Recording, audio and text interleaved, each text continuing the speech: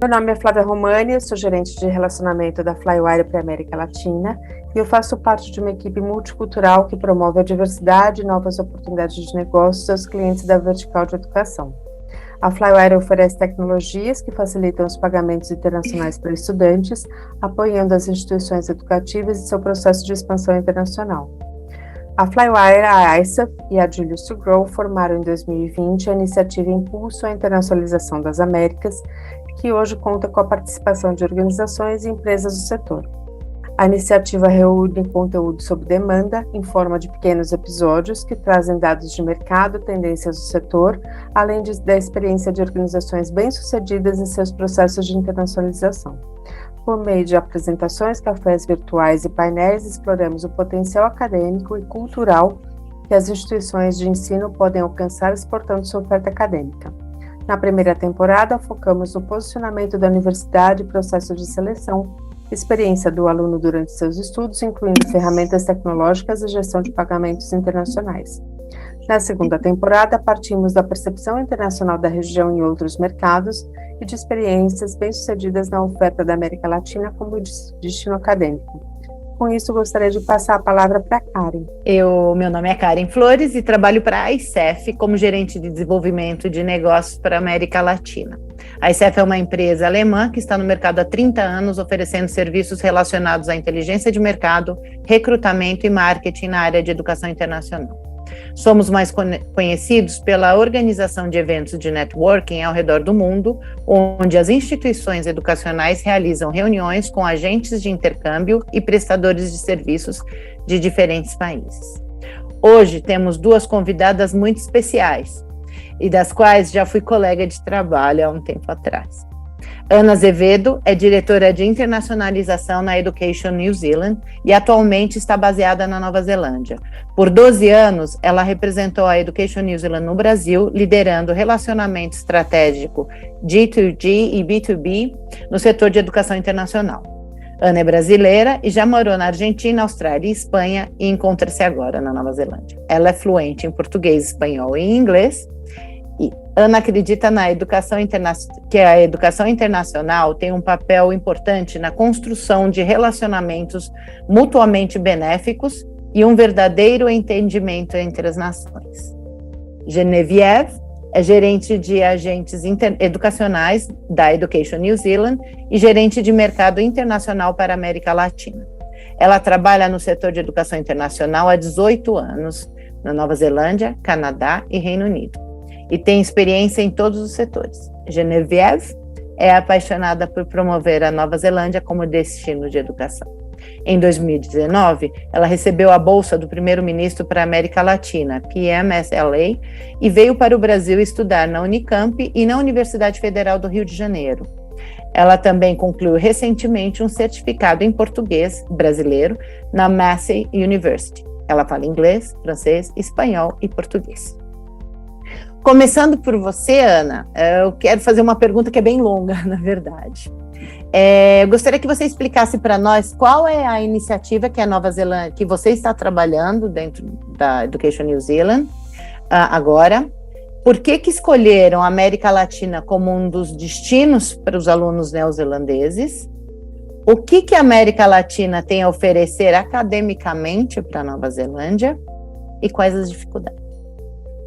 Eu estou fazendo agora especificamente nessa função de internacionalização dentro da Education New Zealand, desenvolver em parceria com não só com a Education New Zealand, mas com os stakeholders da Education New Zealand, partes do governo da Nova Zelândia, o setor de educação internacional da Nova Zelândia e também nossos parceiros offshore, agências do governo, instituições de ensino, parceiros da Education New Zealand nos diversos países que a gente trabalha com eles, desenvolver uma estratégia de internacionalização para a Education New Zealand, identificando aonde a Education New Zealand, no nosso papel de agência do governo para internacionalização do ensino do país, com um objetivo fora da Nova Zelândia, né? A gente não é uma policy agency, a gente é uma agência que faz esse fomento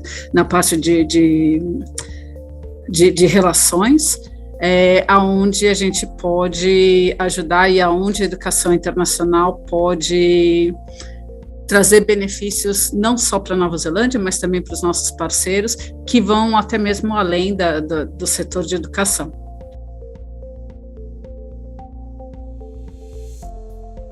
Internacionalização não é uma novidade para a Education New Zealand, né? A gente vem fazendo iniciativas dentro do espaço de internacionalização desde sempre. Para a gente, sendo sincera, não é só a América Latina que a gente olha para...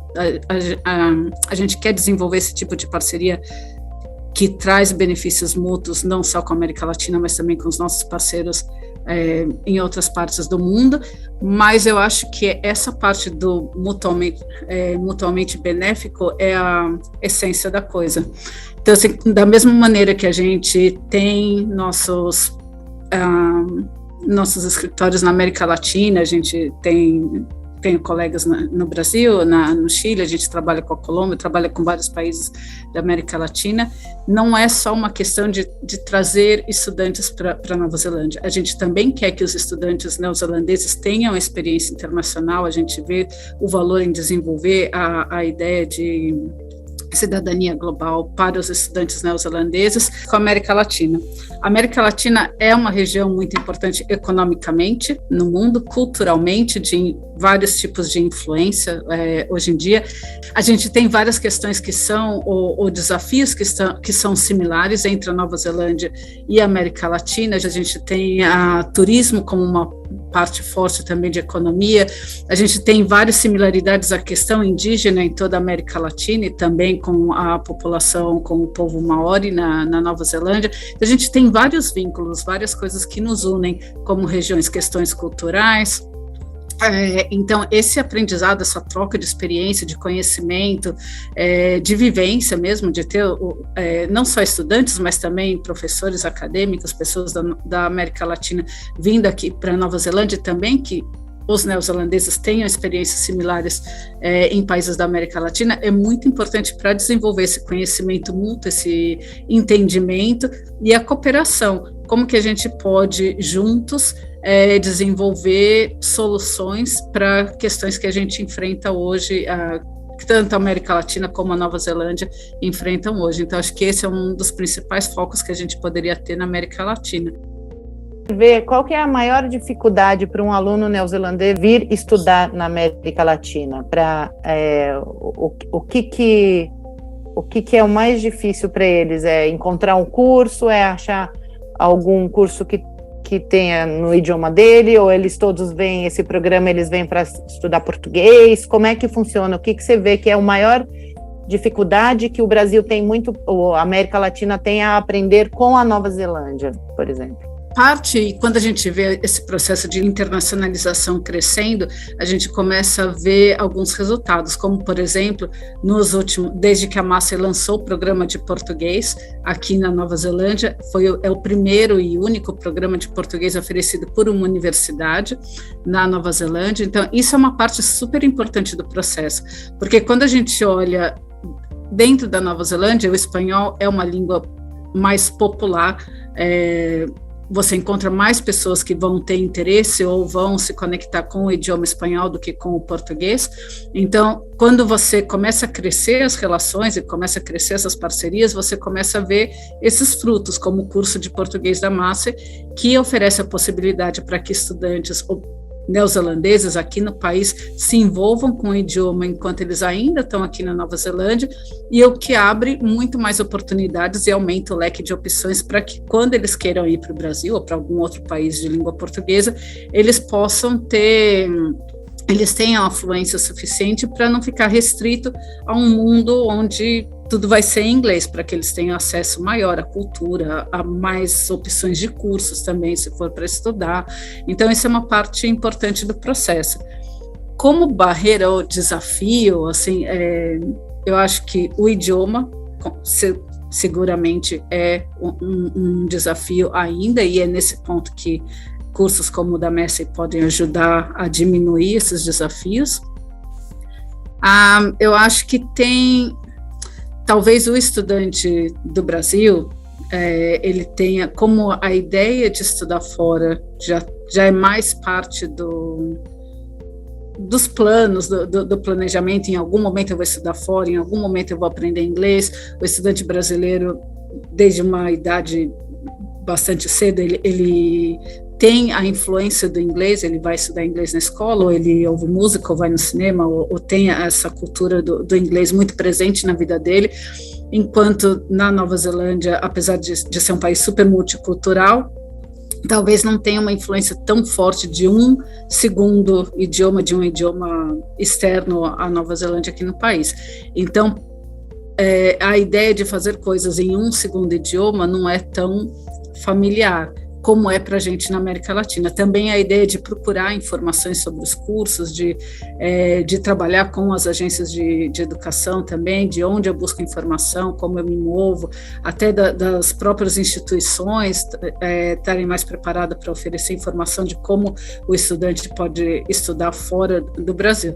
Talvez essa estrutura tão bem desenvolvida, já por vários anos da ideia, do conceito de estudar fora, talvez ela ainda não exista aqui na mesma maneira que existe em alguns outros países no mundo. Então, para o estudante local da Nova Zelândia, talvez esse passo de aonde eu busco informação ainda não seja tão divulgado. Então, encontrar as informações, logicamente, em inglês ajuda bastante. Essa ideia de que o Prime Minister Scholarship, ele oferece dois tipos de possibilidade para o estudante, né? Ele pode estudar na América Latina, ele pode fazer a solicitação de bolsa individualmente, mas também existe a possibilidade de fazer isso em um grupo.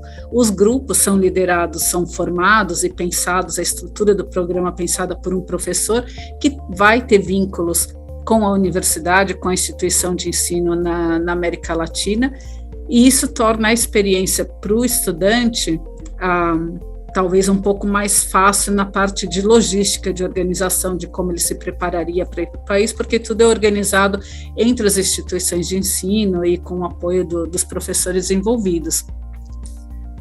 Talvez também tenha essa experiência pode ser mais curta, mas talvez ela seja mais intensa, e ela também vai ter um pouco mais de vínculos mais duradouros entre as instituições de ensino. Então, talvez essa experiência seja mais fácil de ter uma extensão, mesmo quando o estudante esteja de volta aqui na Nova Zelândia, talvez continuar esse vínculo, porque esse vínculo foi formado através das instituições que ofereceram a experiência para o aluno. Ótimo, Ana, muito obrigada.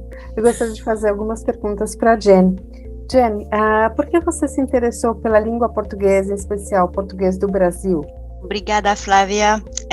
O meu amor pelas línguas já vem de longe. Então, eu nasci na parte francesa do Canadá, mas tem 18 anos que eu moro na Nova Zelândia. O francês é a minha língua materna. Quando eu era jovem, era parte da vida normal, aprender inglês como segunda língua, normalmente na escola primária. Mas quando eu estudava na escola secundária, que é o equivalente do ensino médio, a oportunidade de aprender uma terceira língua aconteceu.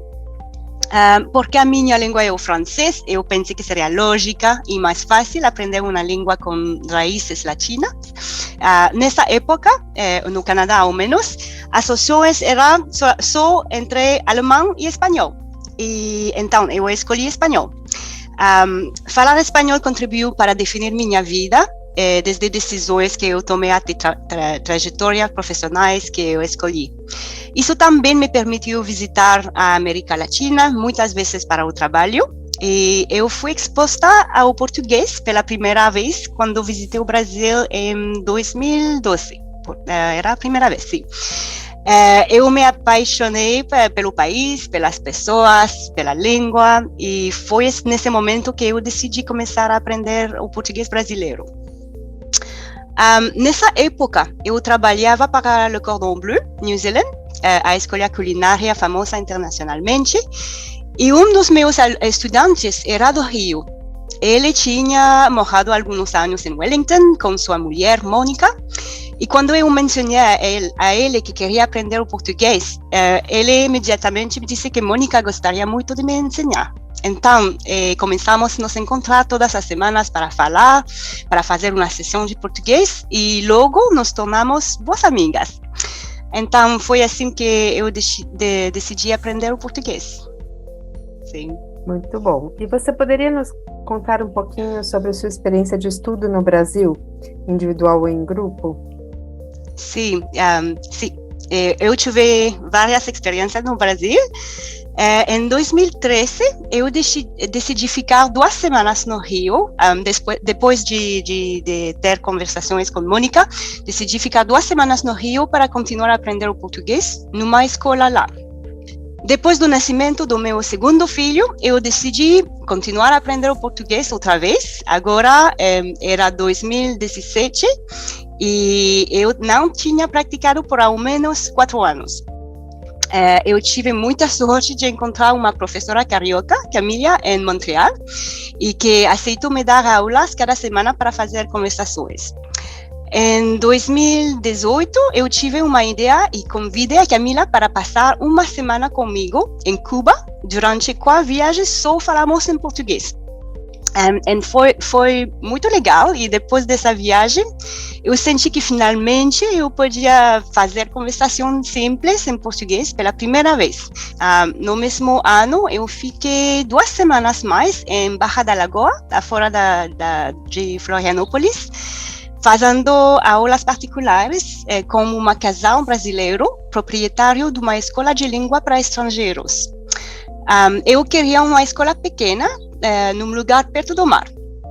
E essa viagem contribuiu para melhorar minhas competências linguísticas e ganhar confiança para falar. Depois dessa viagem no Brasil, eu voltei na Nova Zelândia para morar, e eu sabia que queria continuar a aprender o português. Com sorte, eu aprendi sobre o novo programa de português brasileiro da Universidade Massey. Foi o início de uma jornada excitante que continua até o final do curso em dezembro de 2021, quando eu completei o diploma de arte em português brasileiro. Eu fiz todos os níveis, iniciante, intermediário, avançado, e terminei com cultura e tradição brasileiras. E como a Ana mencionou um pouco, em novembro de 2019, tive o imenso privilégio de poder estudar no Brasil durante 5 semanas com a bolsa que recebi, meu grupo da Massey, e estudamos em 2 localizações, na Unicamp, em Campinas, e na Universidade Federal do Rio de Janeiro. Nosso grupo recebeu uma bolsa Prime Minister Scholarship to Latin America, e essa viagem foi uma oportunidade ótima para praticar muito e falar.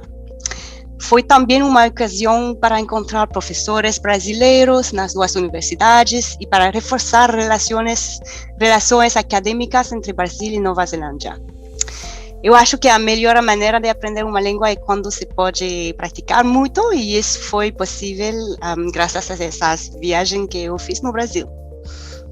Eu gosto muito do Brasil, se parece. Eu queria fazer agora uma pergunta bem pontual para vocês duas. Na América Latina, o papel do agente de intercâmbio é muito importante, né? Então, eu queria saber qual que é a importância dos agentes de intercâmbio no trabalho de cada uma de vocês. Talvez da Ana, quando ela estava mais no Brasil, né? Não sei se hoje ela está tanto envolvida com os agentes.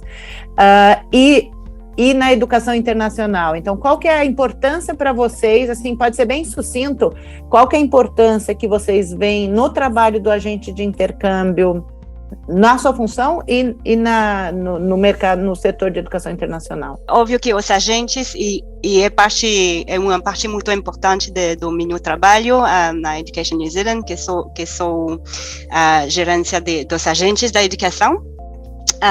os agentes são parceiros muito importantes para o setor da educação internacional, especialmente na Nova Zelândia, porque eles têm conexões, conhecimento da língua e da cultura local, oferecem serviços que muitas vezes instituições não podem fornecer ou não têm tempo para ajudar aos alunos. E eu acho que no futuro eles serão ainda mais importantes quando nos recuperamos da pandemia. E podemos desenvolver mais relações que não são só para fazer a mobilidade dos estudantes, mas que oferecem também outros tipos de serviços. Mas Ana, se quer añadir um pouco mais. Não, concordo com tudo que a gente mencionou, e também a gente, não sei se é a gente ou se eu vejo muito os agentes como multiplicadores. Qualquer esforço a maneira como a gente tenta alcançar os estudantes, as famílias dos estudantes, passar informação sobre a Nova Zelândia, sobre as opções de ensino aqui, a gente nunca conseguiria sozinhas, como o Education New Zealand, alcançar o número de estudantes e a qualidade, a profundidade e até a contextualização da informação que as agências de educação são capazes de fazer. Então, a gente vê as agências realmente como parceiros nossos, nessa capacidade de levar a informação para todo mundo, e a informação de qualidade e com seriedade.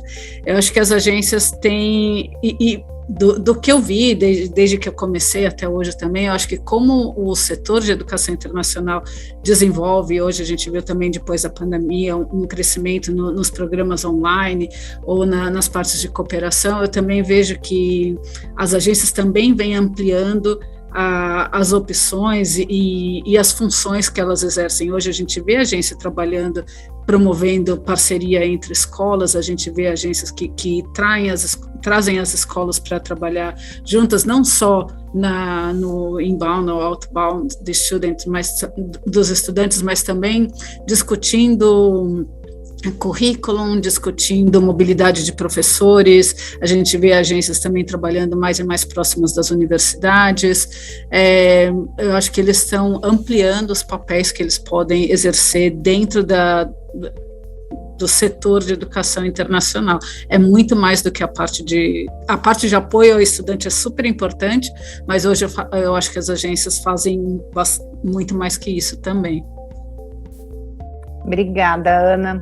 Então, você acha que quer dizer, eu acho, vamos ver se você acha, que é importante também, se a gente pensar na América Latina, saindo do padrão que a gente normalmente pensa na América Latina como outbound, mas pensando a América Latina como inbound, você acha que o papel das agências vai ajudar as universidades, por exemplo, da América Latina, a recrutar mais alunos, tanto dentro da América Latina quanto de outros países? Eu acho que é crítico. Eu vou falar, é essencial. Crítico bom? Crítico que precisa. Crítico bom, é essencial. Eu vou falar como brasileira, agora não como Education New Zealand, mas como Ana brasileira. Não é tão fácil encontrar as informações para o Brasil, eu posso falar sobre o Brasil. Onde o estudante pode ficar, como abrir conta bancária, o visto mesmo para o Brasil como estudante não é um processo tão simples. Quando ele chega no país, o que ele tem que fazer para mudar da entrada do país para o visto do estudante, as coisas que ele pode fazer no país, a mobilidade dentro do Brasil, dependendo de onde esse estudante estiver, da língua que ele fala, do conhecimento que ele tem de português, vai ser mais ou menos fácil encontrar informações e até fazer coisas do dia a dia, assim. Então, acho que e até apresentar o Brasil como um destino para a educação internacional também, que muitas vezes não é hoje em dia tão pensado o Brasil, ou mesmo a América Latina, como destino para a educação internacional. Eu acho que a gente tem um papel essencial nisso, de oferecer uma visão holística da experiência do estudante, tudo que ele precisa saber para ter uma experiência, para chegar no país e ter uma adaptação fácil e ter uma experiência prazerosa também. Obrigada. Eu acho que o papel do agente a gente vai poder ficar aqui umas 5 horas falando, então num próximo capítulo a gente já convida todo mundo a assistir, porque vamos entrar mais a fundo do papel, e não só o papel que as pessoas têm como agente normal, como vocês mesmas falaram, assim, o papel do agente está ampliando muito, né, e com pandemia e com a mudança, o perfil dos alunos, o perfil dos pais, o perfil das universidades, eu acho que todo mundo tem que sair da caixinha, pensar fora da caixa, aprender com a Nova Zelândia como destino de inbound, né? E sigam as cenas dos próximos capítulos, que terão vários capítulos dentro do Impulso para a Internacionalização. Mas eu queria agradecer muito vocês duas que estão à frente, que vocês estão na Nova Zelândia, né? 15 horas à frente de nós, pelo tempo, pela dedicação, por todo esse conhecimento. E esse é só um começo, na verdade, né? Então, quem tiver qualquer dúvida, entre em contato conosco.